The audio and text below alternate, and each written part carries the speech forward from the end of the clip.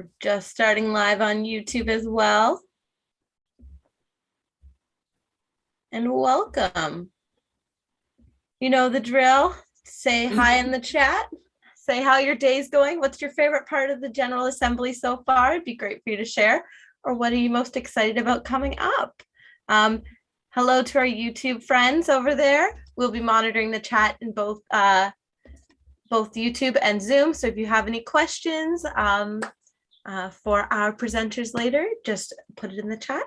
And without further ado, I'm going to hide myself and pass it off to our host, Alendria.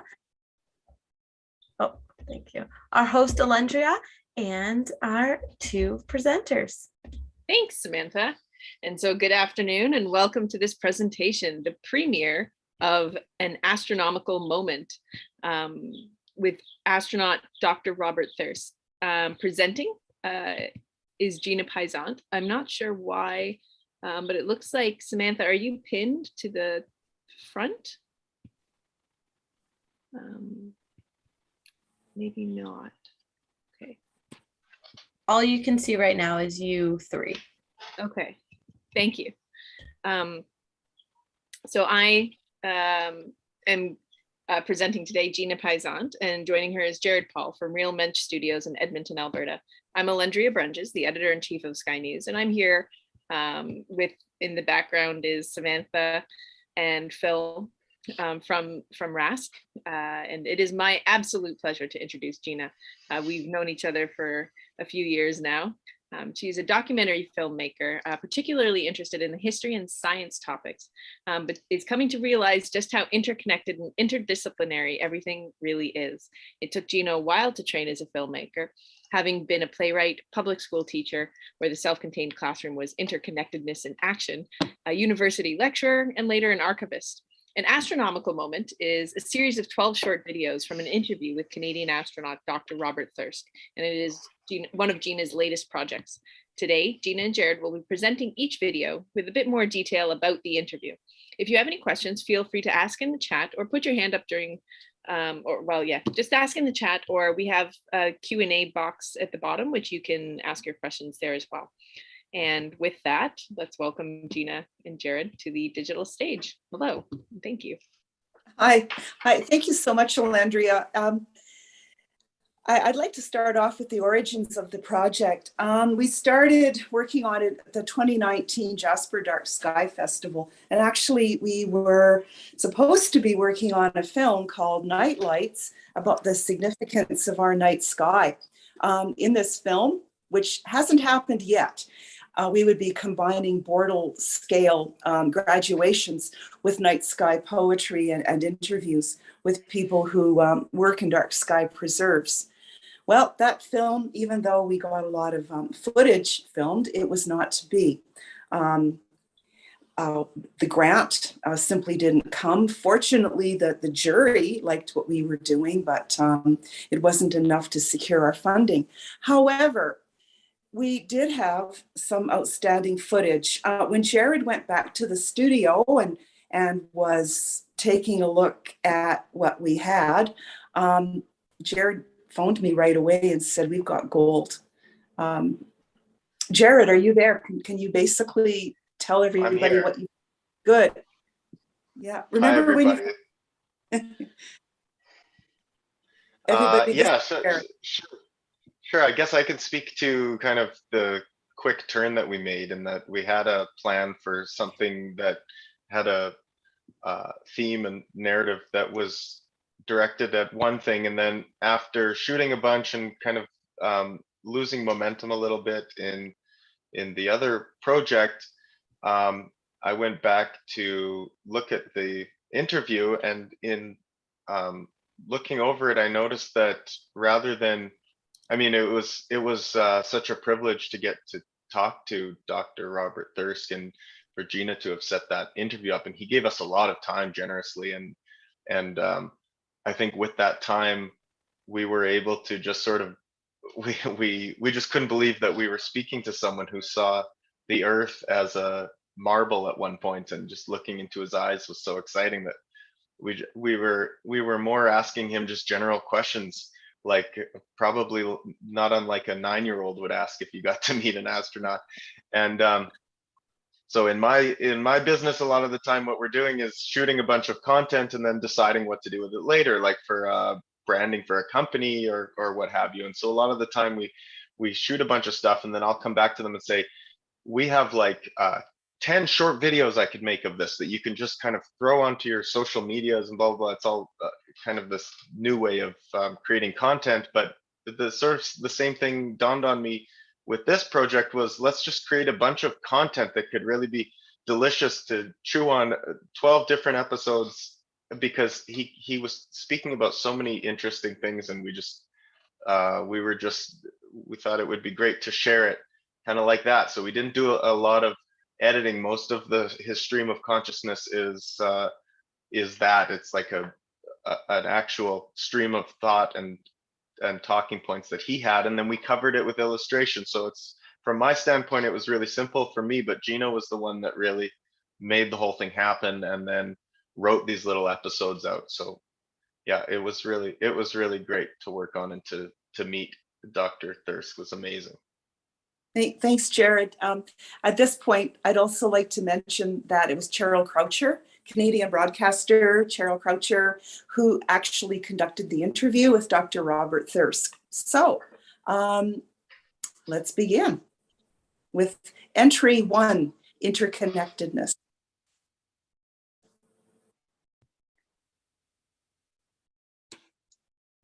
Oops, my apologies.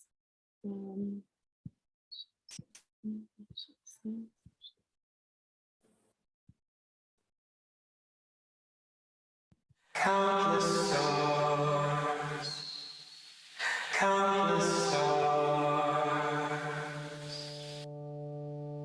That first view out the window, like 10 minutes after I arrived in space aboard the Space Shuttle Columbia, someone tapped me on the shoulder and said, "Bob, look out the window." Just telling you about it right now sends a chill down my spine. When you look down on Earth, the first few days you're looking for your hometown. When you find your hometown, you call a crewmate over and say, "Look, there's my hometown." And after a week, you're aware of your continent, North America. And even that goes to the back of your mind after a couple of weeks, and you're just aware of one humanity, one civilization, and that we're all connected. The view of the planet below really changes your perspective of what the world is all about, what humanity is all about, and what the top priorities are.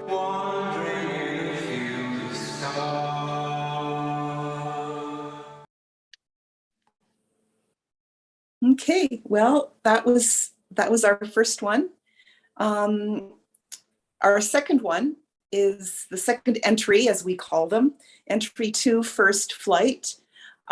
Gives us a little bit of a history of Thirsk's first flight, combined with what happens to the body when it's in space and how the body makes necessary adaptations.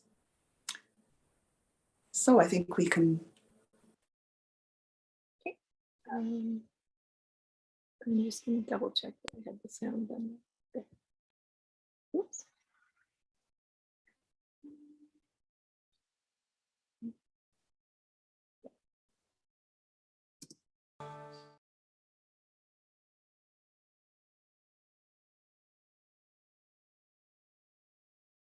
My apologies. I thought I had the 12 episode series. That's a second here.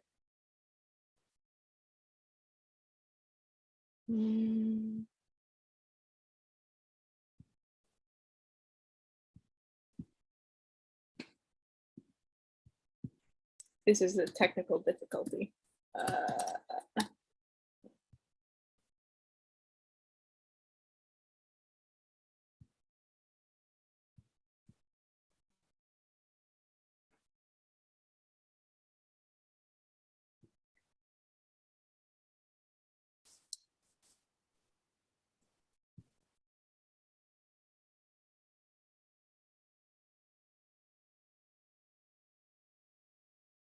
There we go. Share this version. Again, my apologies for that.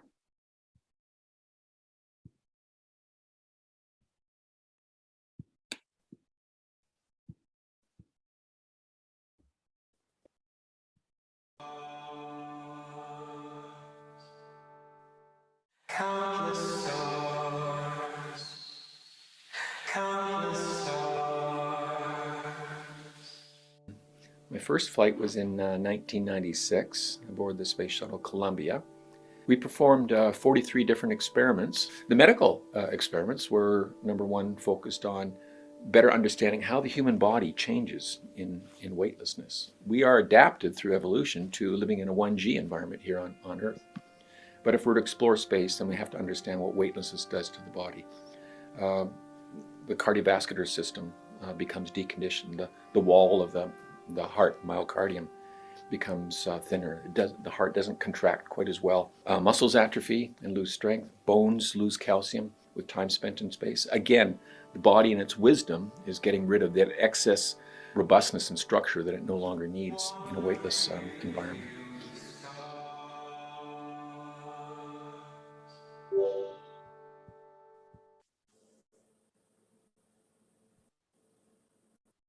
Thank you, Andrea. My apologies on that. Oh, that's fine. Okay, then we can move on then to entry 3. Let me introduce entry 3. That is called One Thin Layer. And in this entry, Thirst explains the characteristics of our atmosphere and how upon seeing the thin layer from space, it caused him to realize, to observe not only the beauty of our atmospheric layers, but also to observe the fragility of it. 2 of the still photographs that we see here were taken by my late husband, John Payzant, who was an accomplished photographer whose works are preserved on Flickr. And John specialized in Rocky Mountain photography. Kind of appropriate for here. Oh, sorry. No, I got ahead of myself.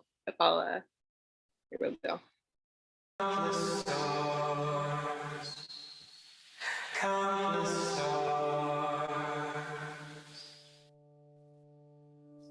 On a sunny day here in Jasper, we look up and we see blue sky all around for 360 degrees. And we would be forgiven if we think that if there's one resource that Earth has that's unlimited, it's our atmosphere.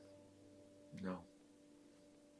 From space, you look at the planet, and it's just a tiny, thin veil of atmosphere around the planet that is protecting us against the hard vacuum of space, extremes of temperature, the ionizing radiation. If you were to model the Earth as a basketball, then the atmosphere that we have is like one thin layer of tissue around the planet that's protecting us. And every astronaut, the first time we see that, we go, and we want to come back and we want to tell that story.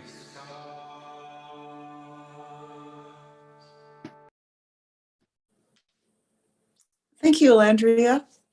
The next entry is, I guess, Jared and I might be able to call it our tribute to science nerd factoid component, because it focuses on one scientific phenomenon. Entry 4, stars don't twinkle. And in this entry, Thirsk explains why it is that stars don't twinkle when they're observed from space. I also should mention here that many of our photographs that were taken in space are courtesy of NASA. We're pleased that Dr. Robert Thirsk was able to send along some of the ones that are appropriate to his work in space. Anyhow, here's a bit of a hint explaining why stars don't twinkle in space. It has everything to do with the last entry. So if we could take a look at this. Entry 4. Count the stars. Count the stars.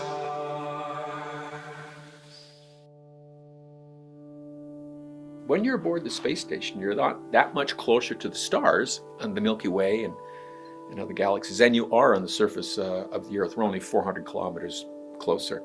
So there's not a whole lot of difference of the sky view from space versus on the Earth. There is one difference though, and that is that in space, from the space station, stars don't twinkle. On Earth, when we look at stars, there's an atmosphere between our eye and the star. And as the atmosphere moves across our field of view, there's slight changes in density, and it causes this phenomenon that we call star twinkling. Well, of course, from space, there's no atmosphere up there. So a star is just this steady beam of light with no twinkling.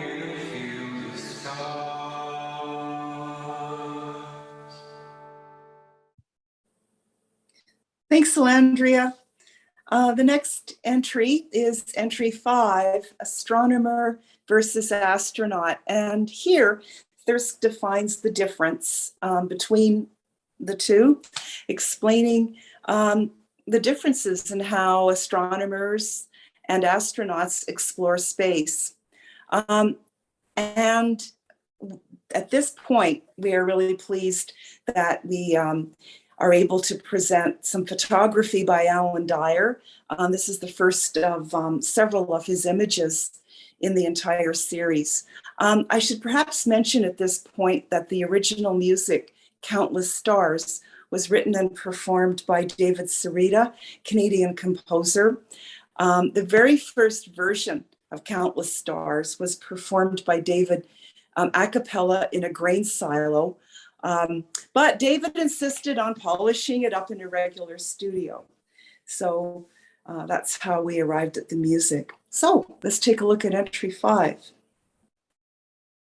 Countless stars, countless stars. Astronomers are those scientists, philosophers who try to answer the big questions that society has. Where did we come from?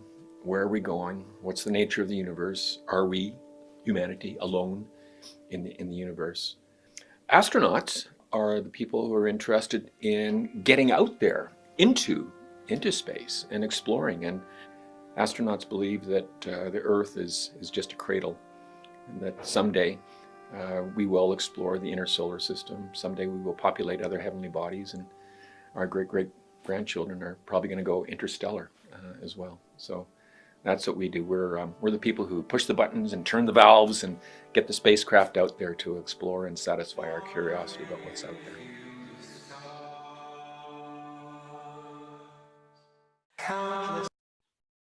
Nope. Thanks, Alandria. The next entry, entry 6, Canadarm. This, of all the 1-minute films that we made, this is probably the one that drove us the most crazy. Jared, do you remember when I said I wanted to, and I had this laundry list of everything I wanted to put in. And I remember, I don't know how many times she said, but it's a minute. Do you remember that? Anyhow, Jared was really patient with me because I didn't want the entry about Canadarm to be just about the technology, even though the technology is sophisticated and it's important. What I wanted to show in this was the implications of the Canadarm, what it did for Canada's role in space exploration, what it did for bringing space exploration internationally, how it brought nations together.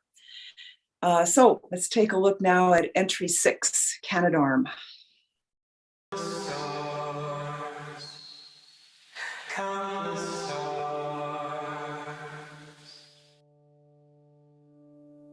I'm Canadian, so of course I was asked to operate the Canadarm2, Canada's contribution to the International Space Station, and we did some interesting robotics work to birth new spacecraft to the station using the arm, and also to continue some of the assembly work on the space station. The experience of the International Space Station, and hopefully international venture to explore the moon and Mars again, is an allegory. It's a metaphor for how humanity should work here on Earth as well. We just have this vision that we want to extend human capability in space and inspire the young people and encourage society to take on the tough challenges on the Earth.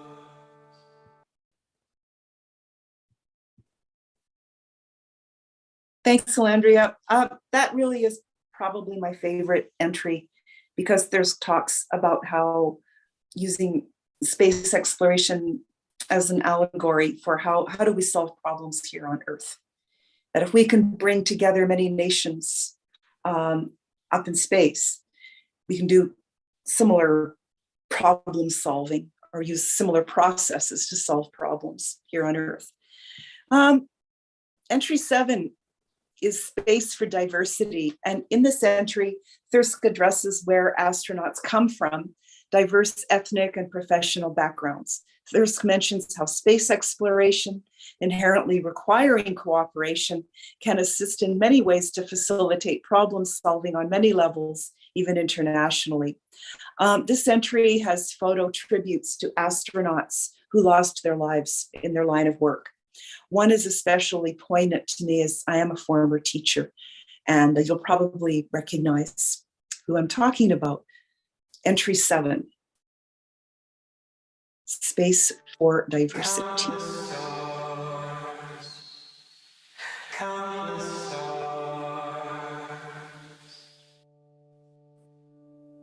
In the early days of the space program, all of the astronauts and early cosmonauts were the same. They were all male, Caucasian, military test pilots. And today, because of the broader spectrum of activities that we do in space, astronauts come from a variety of professions: scientists, engineers, medical doctors, aviators, even recently school teachers as well, from a variety of nations, cultures, and ethnicities, and religious beliefs, and political ideologies, and ways that you solve problems. And we all have to come together to rally around the mission objectives.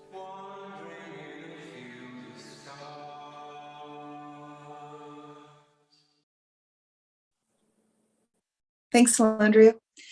The next entry is entry 8, Becoming an Astronaut. Fascination with mountains seems to be a common denominator with many adventurers, many astronauts. People who like adventure seem somehow to get their start with a fascination with mountains. Thirsk was no exception. Here he talks about the role of the Rocky Mountains in his career aspirations, and he also talks about some other early influences.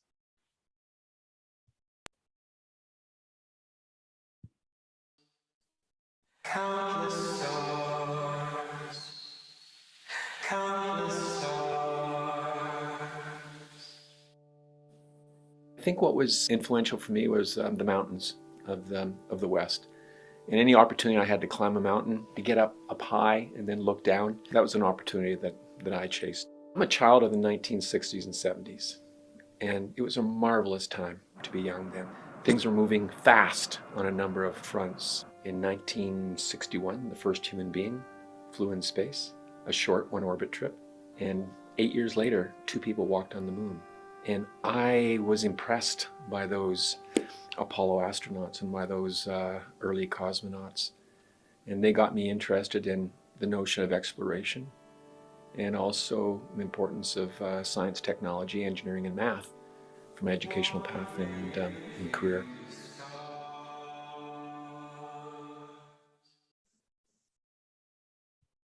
Thanks, Andrea. The next entry is entry 9, Night Light. This entry is the irony of all ironies in this project. As I indicated earlier, we had set out to create a film about preserving dark skies and about the importance of the night sky in our lives.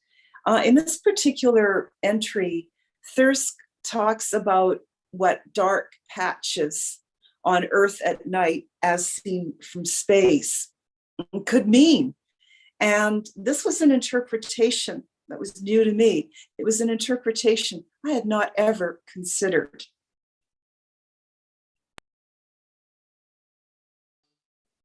Countless stars, countless stars. City lights look like diamonds that are scattered on black velvet. And city lights give us the impression of those parts of the world that are economically doing well. So I can, for example, remember passing over Italy many times, and the city lights at nighttime help to outline the coastline and the boot shape of Italy. But the lack of lighting can make you sad as well, because we pass over some regions of the world where millions of people live and there's no lighting going on there.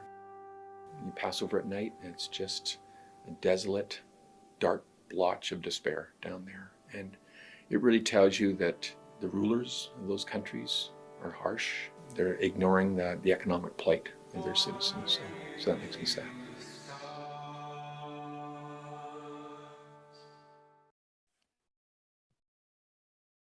Thanks, Landria. Entry 10, Mars music. If I had to have a favorite child, this would probably be the one.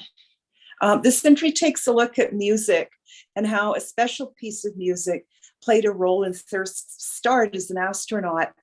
Another thing I like about this little film is it's got a lot of sound layering in it. And if you listen carefully, you'll hear it.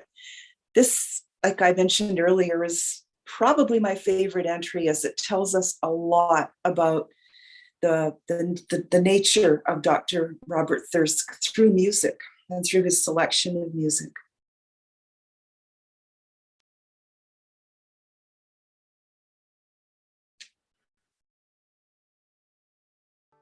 Countless stars, countless stars.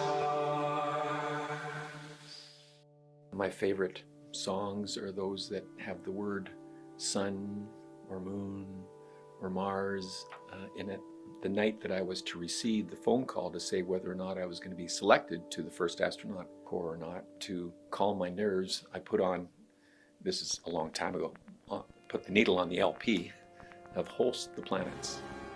And I thought if I got the phone call during the first number, Mars, that I was in. And just as Mars was about to end, the phone rang. So stars and the Milky Way, and wonder about where I fit in, where humanity fits in, where Earth fits in, has been part of my psyche since I was young, and thanks to my parents for exposing us to the outdoors and to the sky.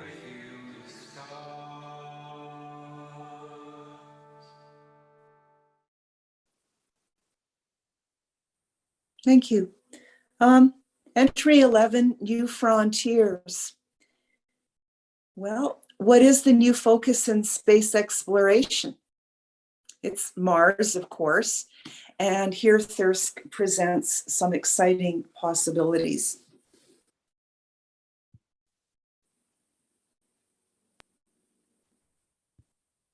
Countless stars, countless stars. I have this desire to keep pushing Canada forward in space exploration. It must be part of my DNA, I'm not sure.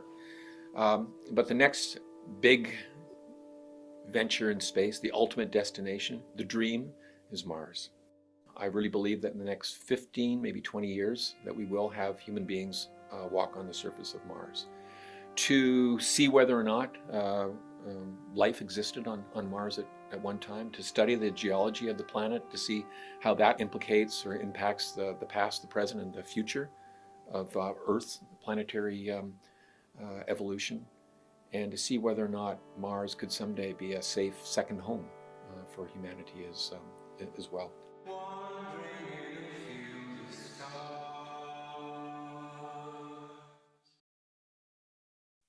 Thank you.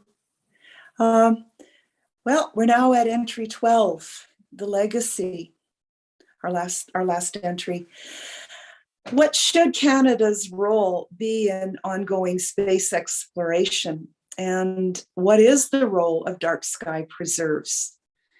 The big question is, what's our place in it?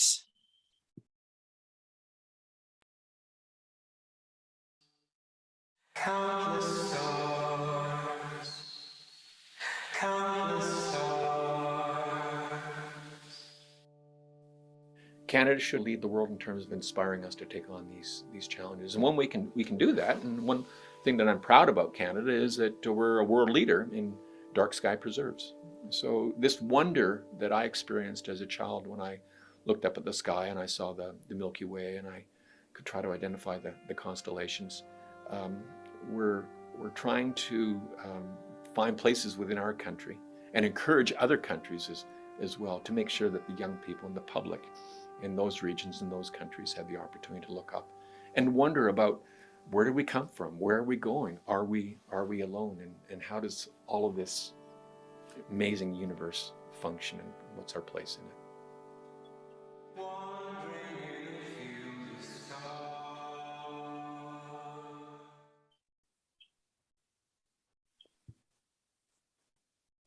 Thank you, Andrea. Well, that concludes our screening of an astronomical moment. Is it time for question and answer?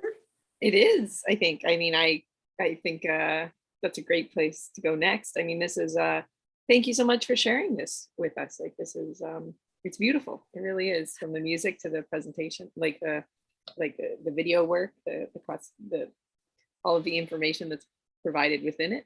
I had a question for you, because like I know, like you mentioned that this was part of an interview.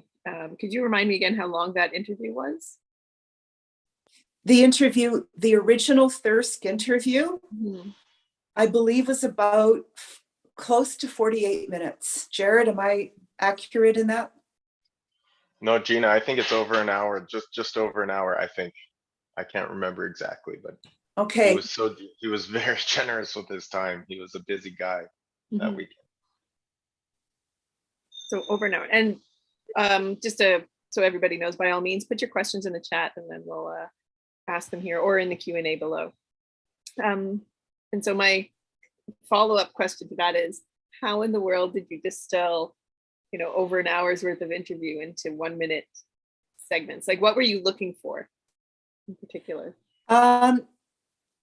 I'll tell you what I was looking for. One time I was visiting England with a friend, and we found a brochure on the ground, and I picked it up. And the brochure was the British Museum had an exhibit of the 100, what they curated as the 100 most important artifacts or objects on the planet that explained how we our role in transitioning as a culture.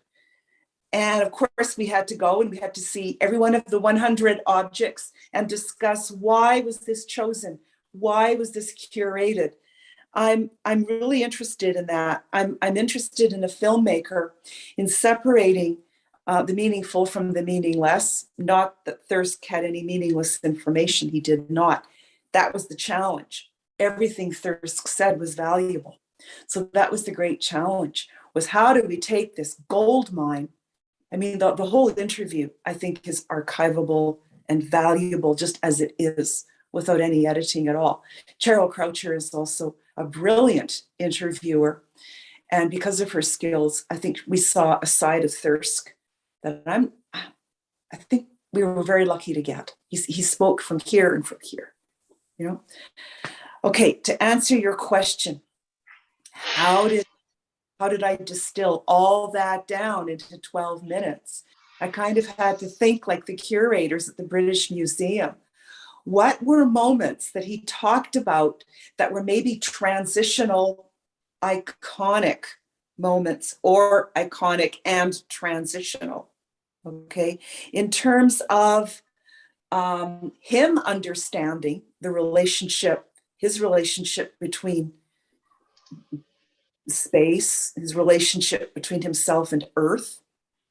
And here he is seeing Earth from space, which is, I think it's a tremendous gift to be able to see that. What did it mean to him? What did he learn from that remarkable experience? And what can he tell us? What information can he give us that in turn we might be able to become better citizens? Because I think now is the time that citizenship is crucial. We're no longer a bunch of consumers. I'm sorry. If we wish to survive, we need to become citizens. That means citizens of Earth, citizens of space, and at least understand our relationship to Earth. And maybe by listening to somebody who's been in space and who's seen the whole package, makes us realize the system is interconnected, but it's finite. Mhm. Okay. Did I answer your question? You did. Thank you. Thank you. I have a question here from Janine. Hi, Janine. Nice to see you. And the question is, the 1 minute format reminds me remotely of heritage minutes. Yay! Can you give a few more examples of where this format could be used? Maybe in a space or science context. I'll add that bit, but yeah, so like, were you going for the heritage minutes? And yeah, do you have any other examples? Jared, do you want to address that? Sure, I guess you're right on the nose, because that's exactly how I sold it to Gina when I was saying how we could pivot, was that we had like these real heritage moment type videos that we could put out. And yeah, it's exactly what you're saying, is that these, I know when I was a kid and I was watching those heritage moments, I could still list like 6 or 7 of them, and then I could explain what they were about, and I knowledge of things that I otherwise, some of them wouldn't have. But we tried to not cover it up with too much stuff, so we kept the music very simple. And then the other thing was that we wanted to have the visual and audio cues that heritage moment used to have, and the hinterland, whatever the other one is, that I think was before my time. Yeah, so we had we wanted to kind of make our own one of those. And then you're right, and we did that with the visual and audio cues as well, and then just having thirst. So the goal with these was sort of to have you see one of them maybe by accident on Twitter, and then it sticks with you that that this man has seen space from way back here, and he now understands the nature of interconnectedness. And hopefully you're watching it, you see that, then you might go a week without seeing another one, and then all of a sudden you hear that little audio cue. And then so we're hoping that we're hoping that these get shared a lot. I think they're really consumable. That was the word that we kept using up front. Mhm.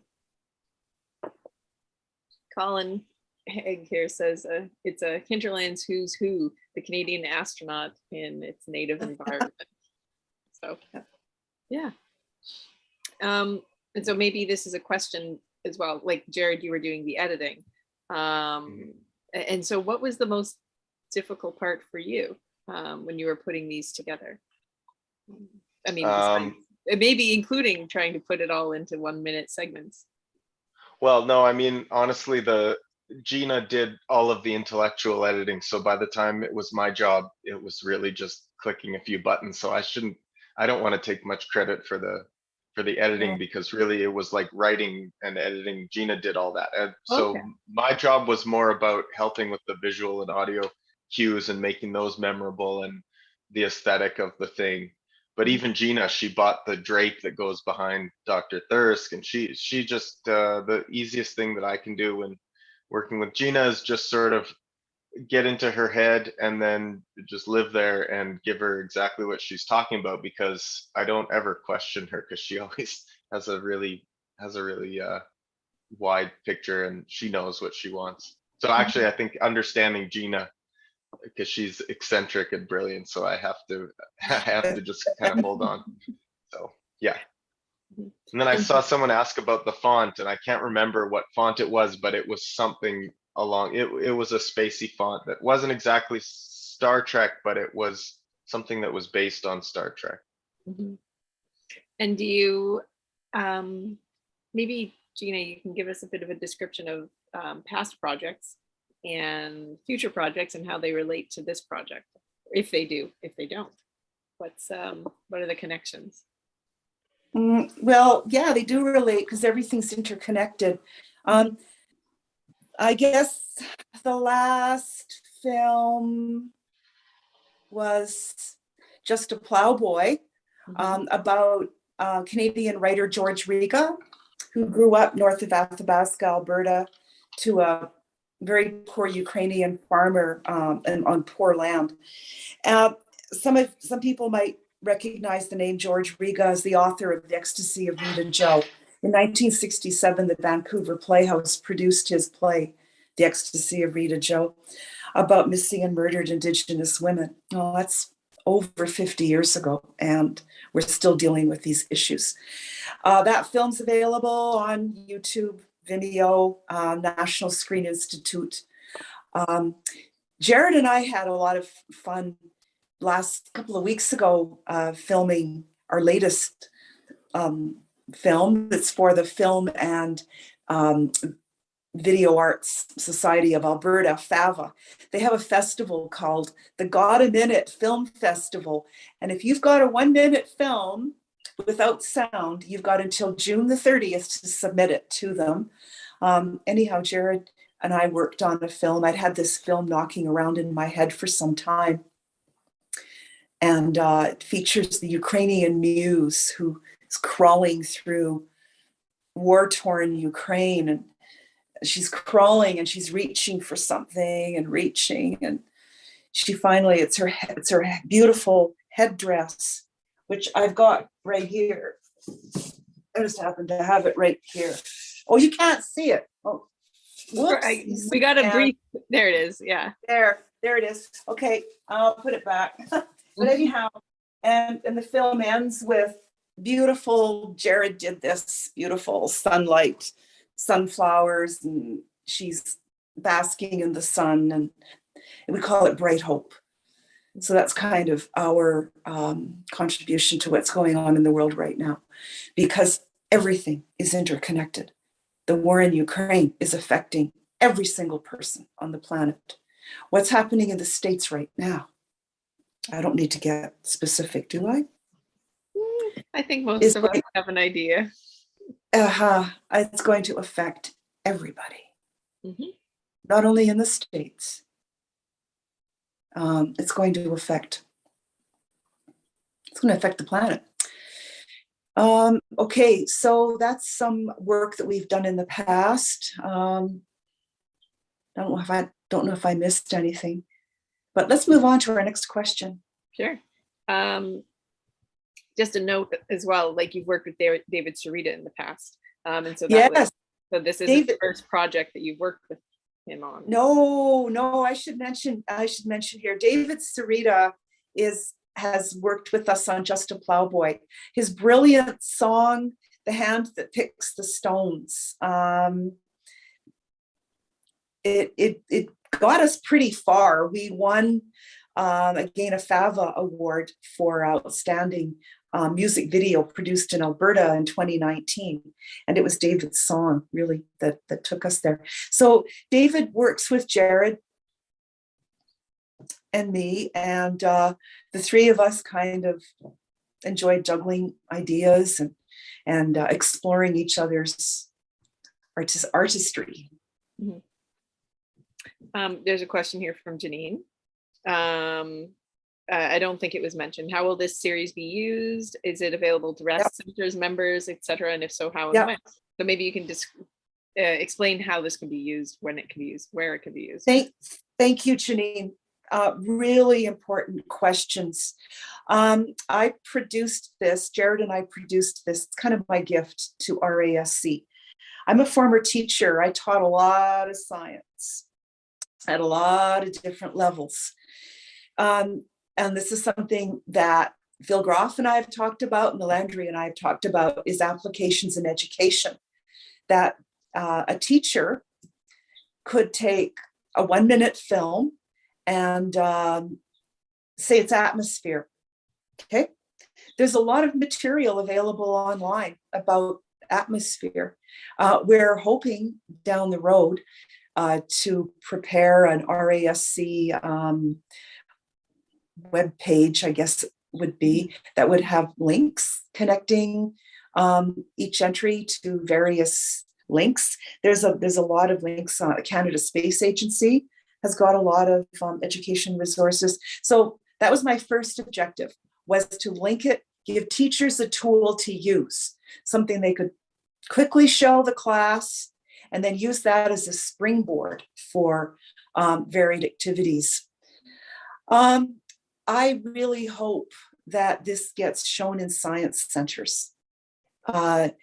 1 minute, how convenient. That's your Hinterland Who's Who, your Canada Heritage Moment, 1 minute little items that programmers, I hope, at planetariums, science centers could make use of.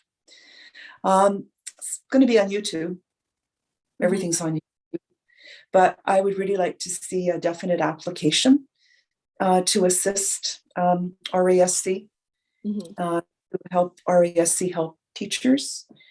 And I would also like to work with light pollution abatement, that end of RASC.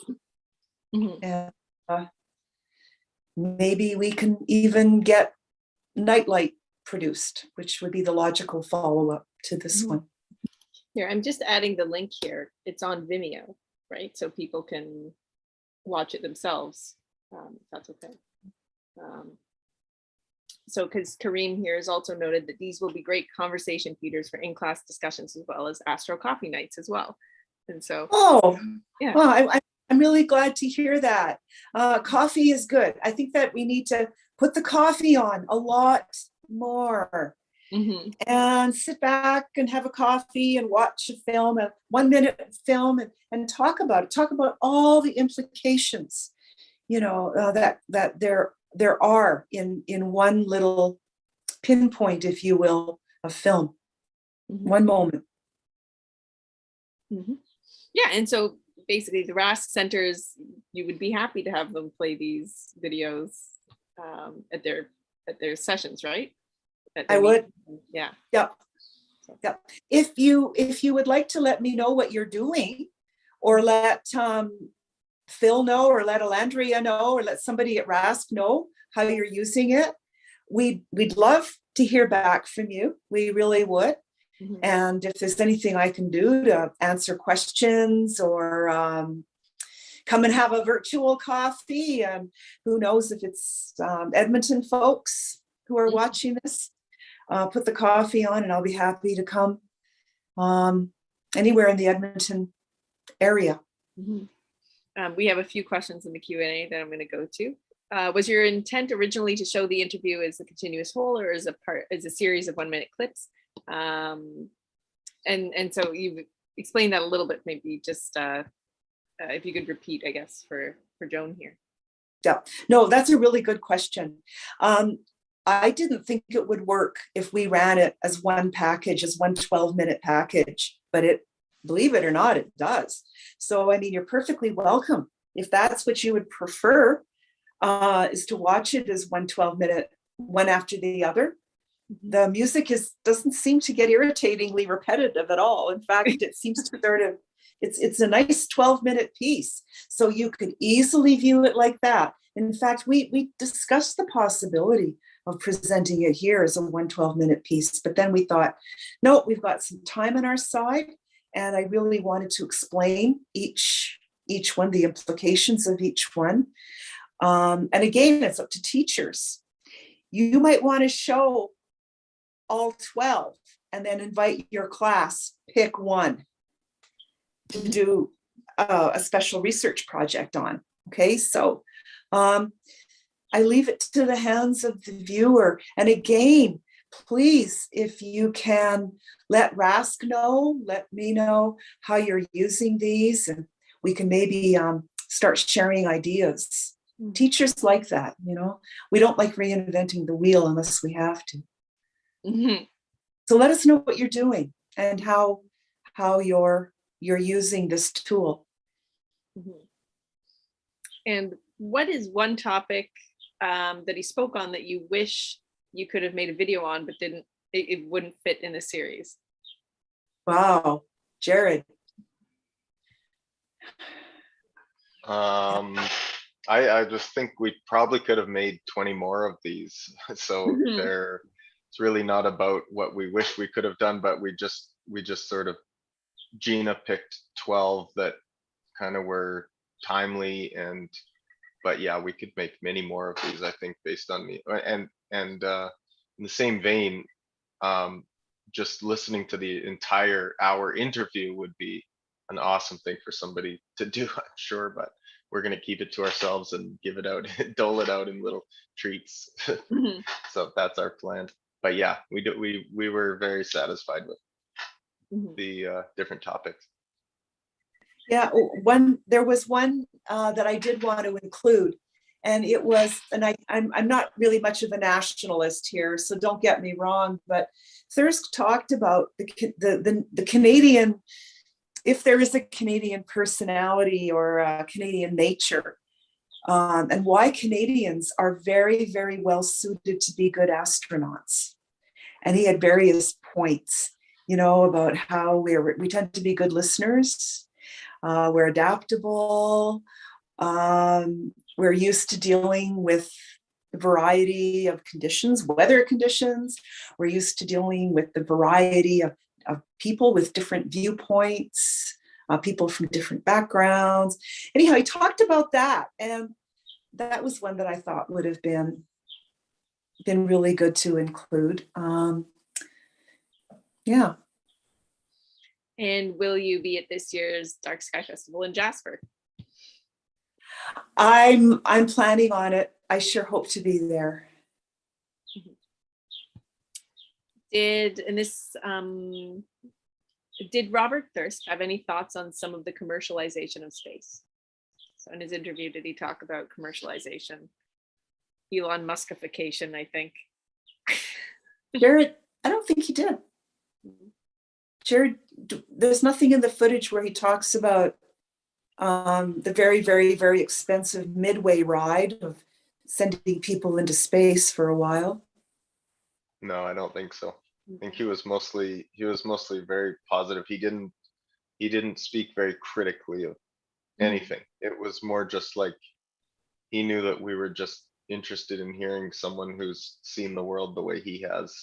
And like actually probably the coolest thing he talked about to me was that the role of an astronaut, though, having to be able to endure a lot of things and to have different skills, both scientifically and even physically, and he spoke about the most important part of his job was being able to come back and communicate about what he went through, so that if they weren't able to do that, the whole thing is pointless, because it's really about sharing the experience with people.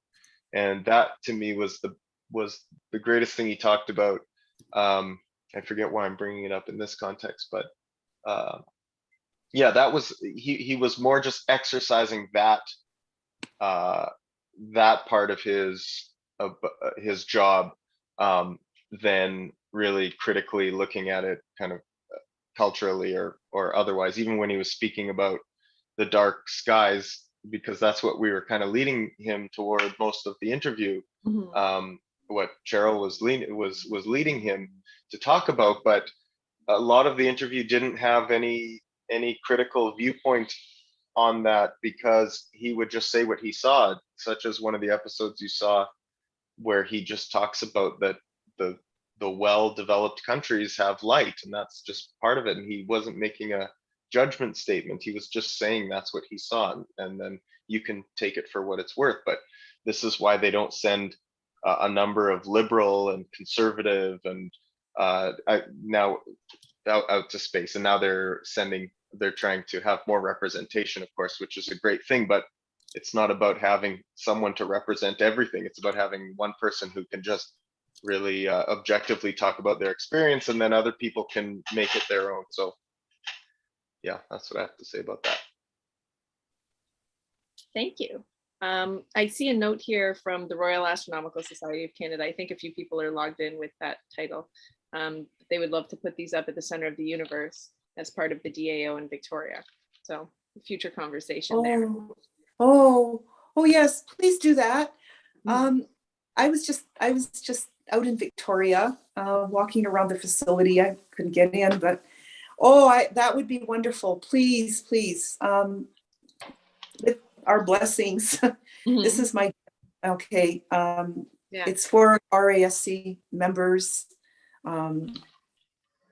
Yeah, it's for chapters too, who might want to put it up. I just want to add one more thing to what Jared so eloquently stated is that one thing, I think at the very end of the first entry of interconnectedness, Thirsk mentions that getting up there and looking at us from space really gave him a sense of what priorities are.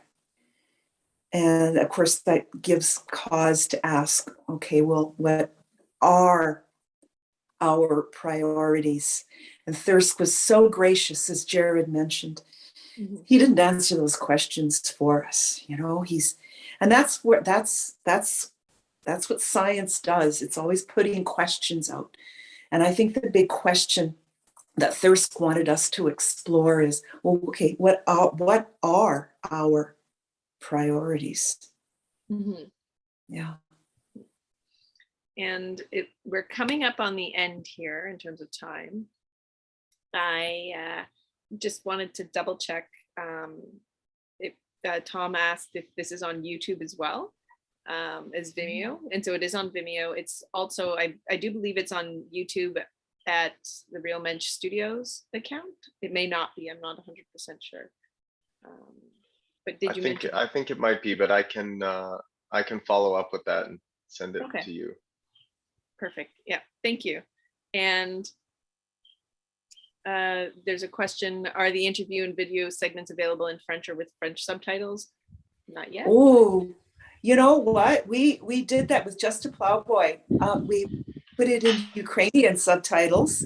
Well, that's another story in itself. You know, the first translation people we sent it to, they didn't understand Ukrainian very well, but anyhow, that's another story. But yes, I think that's a terrific idea, at least French. And I think we need to explore other languages too. So I will be discussing this with Phil about how are we going to proceed with making this available in multiple languages. Thank you for that point. It's a good one. And there's a last note here. And I think it's a good one to finish on, is the question of priorities is a very, very open-ended topic. We all don't spend enough time discussing this stuff. So I would agree. And so with that, I want to thank both you, Gina and Jared, for joining us here today and for sharing your work with us. It's a wonderful piece, both as an education tool and as well as a conversation tool. Like you said, put the coffee on and start talking. And thank you to everybody who's here today. Gina, did you have any last words? No, I think we've to end on the very topic of discussing and identifying and exploring what our priorities are. I think is a very appropriate place to end. I'd like to thank Alandria and Samantha and Phil and all the people at RASC for working with me and facilitating this. And I'd also like to thank the people who asked those really appropriate questions. Thank you. Oh, thank you so much for sharing this. I saw one or two beforehand, and it's just an honor to be able to finally see the rest of it. They were wonderful. So as we move on to so I'm just changing the view. We are at time, so thank you for joining us.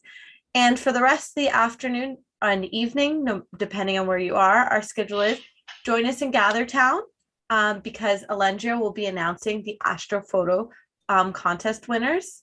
Oh, sorry, you'll clap for. And we had 94 entrants this year, and they were beautiful. The sketches, they're wide field, deep sky. Like, if you haven't checked them out, go look at them. I don't know how our judges decided. I know there was probably a lot of debate, multi-day debate. So if you want to go see the winners, we also have, we invite everybody to go into Gathertown this afternoon as well to talk about what they've learned, maybe talk about how you would like to use these videos at your center and collaborate on that, as well as we'll have our poster presenters, the people who are available will be there, and one of our poster and a short poster presentation as well. And then we'll have a break at 6 p.m. And then for our RASC members, we encourage you to come to the AGM. I just resent out a link to everyone that has registered since. So you should all get a link to a Zoom webinar that is unique to your email. You were added, you can't, it's been registered specifically to your email, so you can't share the links around or anything. And if you're not an RIC member, GatherTown will still be open. And then we have our Dr. Sarah Seeger talk in right after our AGM. So we hope you stick with us for the rest of the evening and you've enjoyed the programming so far. Phil, anything to add? I just wanted to again,